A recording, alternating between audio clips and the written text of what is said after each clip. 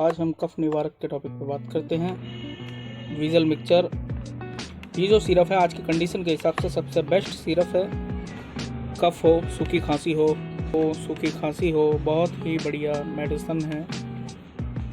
छाती में जमा बलगम को कम करता है। जिन व्यक्तियों की सांस नली में सूजन हो जाती है, जैसे लगता है दम घुट रहा है, सांस लेने में दिक्कत होती है, उन व्यक्तियों के लिए बहुत ही अच्छी मेडिसिन है। इसका प्रयोग एक ढक्कन दिन में सुबह, दोपहर, शाम 3 बार आधे कप पानी से, हल्का निवाए पानी से लेना है। इस मेडिसिन को 1 दिन से 4 दिन तक इस्तेमाल कीजिए। बहुत